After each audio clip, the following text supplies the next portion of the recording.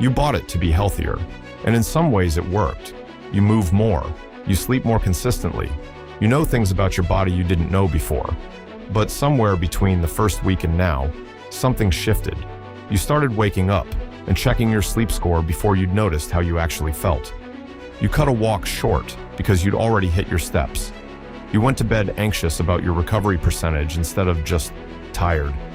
You are managing your health with the focus and anxiety of someone running a small business, and the numbers keep going up, but you don't feel better. That's not a coincidence. That's the product working exactly as designed. To be clear, fitness trackers are not useless. For people managing chronic conditions, tracking recovery from injury, or building new habits from scratch, the data is genuinely valuable. Seeing progress over weeks and months is motivating in a way that feeling progress alone sometimes isn't. The technology works. This video isn't about whether trackers have value. It's about what happens when a tool designed to support body awareness starts replacing it. When you stop asking how you feel and start asking what the number says. When your body's signals, hunger, tiredness, effort, rest, stop being the primary data and become background noise behind a more authoritative source. When you trust a device on your wrist more than you trust yourself, that's not optimization, that's outsourcing. At some point in the last decade, being healthy stopped being something you were and became something you performed. Health became a visual, a metric, a carefully curated set of behaviors you could display to others and to yourself as evidence of being the kind of person who takes care of themselves. The tracker fits perfectly into this world because it turns the invisible into the visible. It takes something as private and personal as how your body feels and converts it into data, shareable, comparable, rankable data. Your sleep score, your strain score, your readiness score. A number that tells you every morning whether you are doing life correctly. It moves the reference point for how you're doing from inside your body to outside it. Instead of waking up and taking a breath and noticing, really noticing, how you feel this morning, you wake up and check. You outsource the question to an algorithm that has never met you, doesn't know what yesterday cost you, and has no idea that you've been under extraordinary stress for 3 months, or that you're grieving something, or that sometimes a low readiness score just means you're human. The tracker doesn't know any of that. It knows your heart rate variability, and it will give you a number based on that heart rate variability, and that number will quietly become more real to you than your own experience.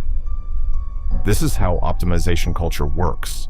It takes something you were already doing, living in a body, moving through the world, and introduces a performance layer on top of it, a score, a target, a standard against which you are perpetually being measured. Because that's the other thing about fitness trackers. The goals move.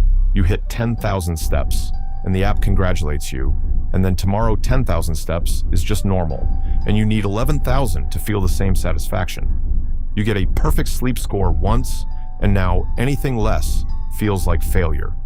The standard doesn't stay still, and that's how you keep someone engaged with an app indefinitely. Health became a subscription, and you are the product. There's a term that started appearing in sports psychology and clinical research, orthosomnia. It's the anxiety about achieving perfect sleep that is itself preventing sleep. People lying awake, worrying about their sleep data, checking their tracker at 3 a.m. to see how badly they're sleeping, waking up feeling fine until they check their score and discover they shouldn't. One study found that people who were told they'd had poor sleep, regardless of whether they actually had, performed measurably worse on cognitive tests than people told they'd slept well. The belief about the data changed the outcome more than the data itself. Your fitness tracker can make you worse at sleeping by telling you that you slept badly, and it doesn't stop at sleep. Researchers studying athletes found that monitoring heart rate zones too closely during training increased anxiety and reduced performance because the athletes stopped responding to how their body felt and started trying to hit a number. The internal signal got overridden by the external one. You have spent years developing an exquisitely sensitive instrument for knowing how you're doing. It's called your body. It tells you when you're tired, when you need to push, when something is wrong, when you need to eat, when you need to rest. And you strapped a device to your wrist and started ignoring it. The gut punch isn't that your tracker is bad. The gut punch is this. You have been so busy measuring your health that you forgot to feel it. Every morning you wake up, and the first thing you do is ask a device whether you're okay. Not yourself, a device, made by a company, whose business model depends on you never feeling quite okay enough to stop checking.